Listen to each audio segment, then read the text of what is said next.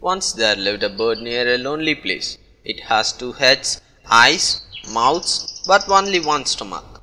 One day the bird was flying high in the sky. It saw a fruit lying in the ground. So it swooped down. It came near the fruit and picked it.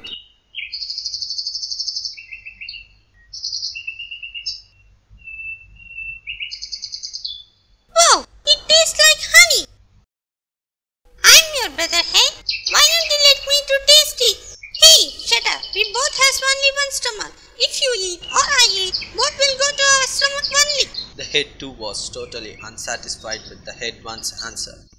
He felt sad. After one day, while flying, the head too saw a poisonous fruit. No, don't eat it. If you eat it, both will die. Shut up. I have plan. I have to decide. Oh no. The other head wept, but the second head didn't care and ate it and died.